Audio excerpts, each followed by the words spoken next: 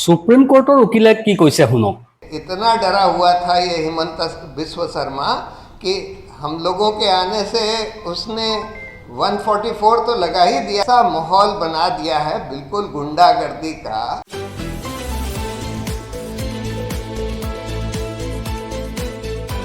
অসমত এতিয়া চলিছে চৰকাৰী গুণ্ডামি। নমস্কাৰ, আপুনি চাই আছে দেশৰ এটা নিৰ্ভীক অগ্ৰণী চেনেল নিউজ ওৱান নৰ্থ ইষ্ট। আজিৰ এই প্ৰতিবেদনলৈ আপোনাক স্বাগতম। বিজেপিৰ শাসনত অসমত আচলতে হৈছে কি, বিশেষকৈ ডক্টৰ হিমন্ত বিশ্ব শৰ্মাৰ শাসনত অসমত এতিয়া চৰকাৰী উদ্যোগত পাইকাৰী হাৰত গুণ্ডাগাৰ্দি চলিছে। এয়া আমাৰ অভিযোগ নহয়, এই বিস্ফোৰক অভিযোগ মহামান্য উচ্চতম ন্যায়ালয়ৰ এগৰাকী অধিবক্তাৰ। শুনক এই আনকাট ভিডিঅ'। रिपब्लिक टीवी की लड़की अगेन मुंह पर माइक ठूस कर कह रही थी कि आप ये घुसपैठियों को क्यों मदद कर रहे हैं, जोर जोर से चिल्ला रही थी। ये सब यही दिखाता है कि हिंदुस्तान का कल्चर या हिंदुस्तान की तहजीब का क्या कर दिया गया है और किन लोगों ने किया गया है, किन लोगों ने ये करा है।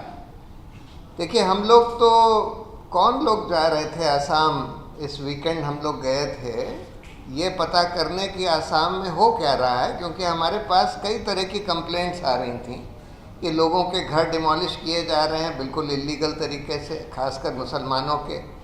लोगों को अपने ज़मीन से बेदखल किया जा रहा है, खासकर मुसलमानों के, बगैर किसी लीगल प्रोसेस के।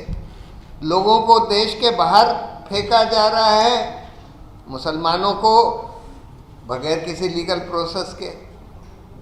तो हम लोग कौन लोग थे? हम लोग Saeeda Hameed, former member of planning commission, Wajahat Habibullah, former chief information commissioner, Jawahar Sircar, former secretary to the government of India, Harsh Mander, again former IAS officer and great social activist, well known figure, मैं था और एक दो और लोग थे। अब हम लोग के आने से इतना भयभीत थे ये आसाम सरकार कि किसी तरह से देश के, आसाम के बाहर लोगों को ना पता लग जाए कि आसाम में हो क्या रहा है, कि वहाँ पर सेक्शन 144 लगा दिया। हम लोग गोलपाड़ा जा रहे थे, पूरे गोलपाड़ा डिस्ट्रिक्ट में सेक्शन 144, और हर 2 मिनट में वहाँ के पुलिस के सीनियर ऑफिसर्स का फ़ोन आ रहा था कि अब कहाँ पहुँचे, अब कहाँ पहुँचे, कहाँ हैं, कब पहुँचेंगे यहाँ पर, जिससे कि हम लोगों को वहाँ रोक दिया जाए। तो हर्ष मंदर और वजाहत जी तो जा पाए, बाकी हम लोग वहाँ नहीं जा पाए, क्योंकि वो मुझे पता था कि अगर हम लोग 5 लोग से ज़्यादा जाएंगे तो हम लोगों को रोक दिया जाएगा। क्या रिपोर्ट्स आ रही हैं, क्या इन्फॉर्मेशन आ रही है जो कि हम लोग देखना चाहते थे। इन्फॉर्मेशन ये आ रही है सब जगह से, आसाम से, कि एक तो लोगों को बगैर किसी लीगल प्रोसेस फॉलो करे, खासकर बंगाली मुस्लिम्स को वहाँ से ज़मीनों से बेदखल किया जा रहा है, उनके घर तोड़े जा रहे हैं, बुलडोज करे जा रहे हैं। कई लोगों को बगैर किसी लीगल प्रोसेस के हिंदुस्तान के बाहर ज़बरदस्ती बांग्लादेश भेज दिया जा रहा है, ये कह के कि बांग्लादेशी हैं।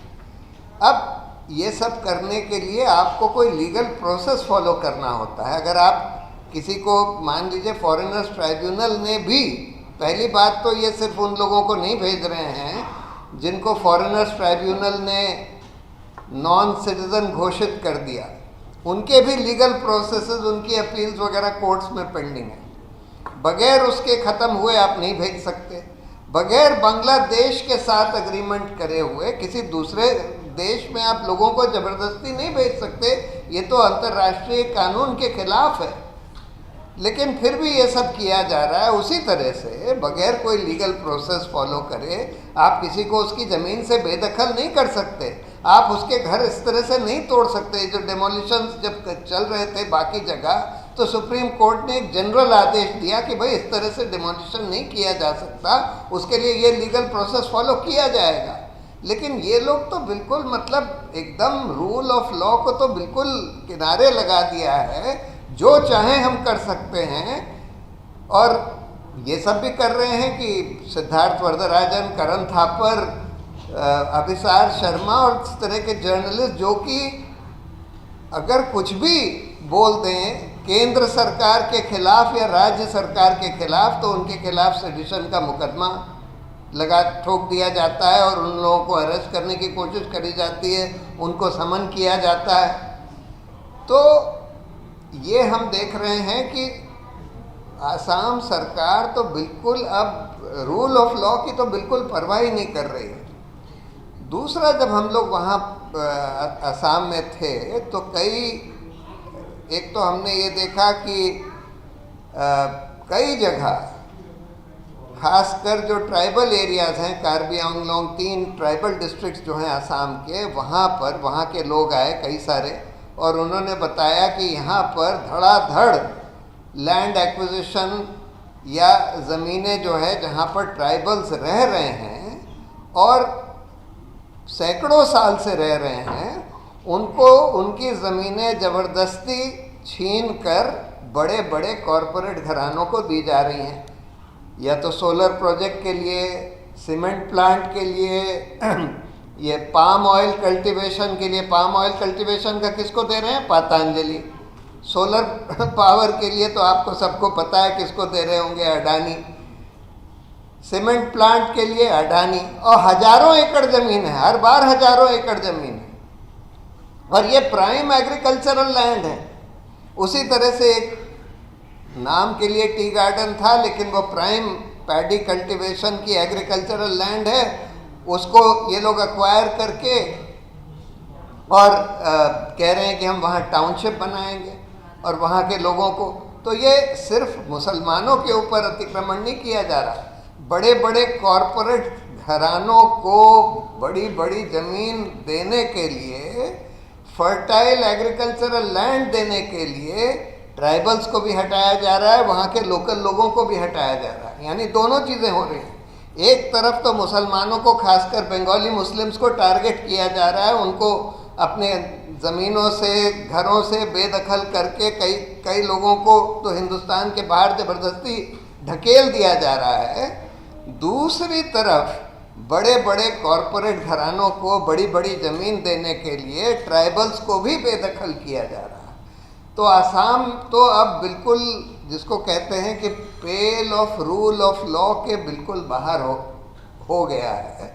और ये इतना डरा हुआ था ये हिमंत बिस्व शर्मा कि हम लोगों के आने से उसने 144 तो लगा ही दिया गोलपाड़ा में, और बोल दिया कि एक एक मिनट में इनको फ़ोन करके पूछते रहो कहाँ पहुँचे हैं, बिल्कुल किसी हालत में आने मत दो, देखने मत दो। उसके बाद उसने बार बार स्टेटमेंट्स इशू करे, ट्वीट्स करे कि ये सो कॉल्ड इंटेलेक्चुअल्स आ रहे हैं आसाम की बर्बादी के लिए, वगैरह वगैरह। और उन्हीं के लोग, ये जो रिपब्लिक टीवी वाले जो माइक आपके मुंह में थ्रस्ट करके बोलते हैं कि अरे आप घुसपैठियों को क्यों मदद कर रहे हैं, तब ऐसा माहौल बना दिया है बिल्कुल गुंडागर्दी का।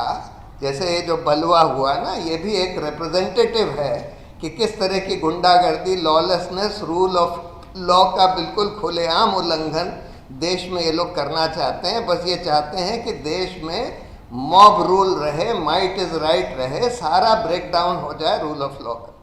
बहुत बहुत धन्यवाद। Bureau report, news one north east.